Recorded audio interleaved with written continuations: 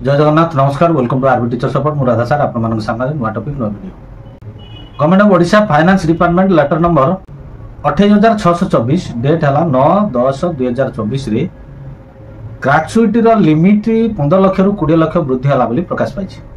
ये चिठी को नै कि विभिन्न कथा आलोचना चली सेति मध्यरु जो डेथ कम रिटायरमेंट ग्रेचुइटी ए जो विषय रे विभिन्न प्रश्न आपण मानक मन रे उंकी मारुछि।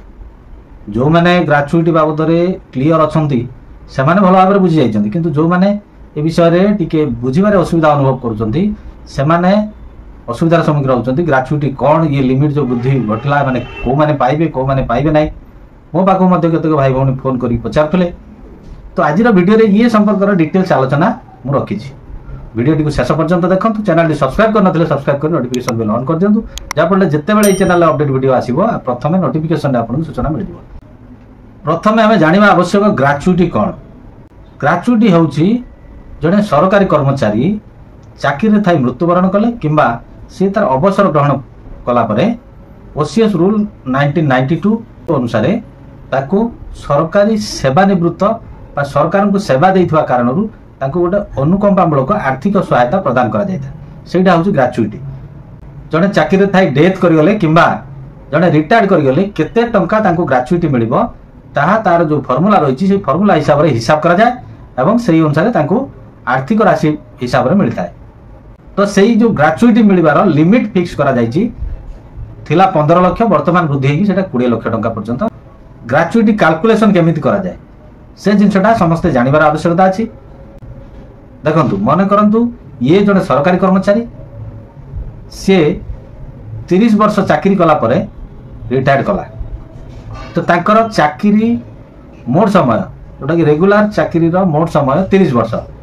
तो तार कैलकुलेशन फॉर्मूला कौन होची फॉर एग्जांपल ये जने सरकारी कर्मचारी 30 वर्ष रेगुलर चाकरी कला परे रिटायर्ड हैला बेले तांकर शेष मासर दरमा बेसिक थिला 60,000 दिए थिला 30,000 तांकर रिटायरमेंट ग्रेचुइटी केमिति कैलकुलेशन करबा एटारे बेसिक होची 60,000 DA 50% 30,000 total year of regular service होची 30 वर्ष।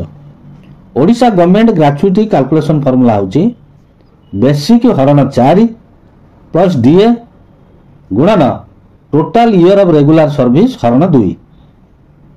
तो वर्तमान तांकर बेसिक थिला केते 60,000 हरण 4 प्लस डीए केते 30,000 गुणन टोटाल ईयर ऑफ सर्विस केते 30 हरण 2 वर्तमान 15,000 प्लस 30,000 गुणन 15 ताले 45,000 गुणन 15 ताले हेगला केते ना 6,75,000। ताले ये सरकारी कर्मचारी जनक तांकर रिटायरमेंट ग्रेचुइटी केते पाइबे ना 6,75,000। डेथ क्षेत्र रे कोन हुए डेथ क्षेत्र रे डेथ ग्रेचुइटी केमिति कैलकुलेशन करबा गवर्नमेंट ऑफ ओडिशा रो डेथ ग्रेचुइटी सर्कुलर अनुसार जदि जड़े सरकारी कर्मचारी 1 वर्ष रु कम रेगुलर चाकरी करथिबा बेले तांकर डेथ हो जाउची तेबे तांको ग्रेचुइटी गोटे लमसम आकार मिलिबो केते ना 2 टाइम्स ऑफ बेसिक।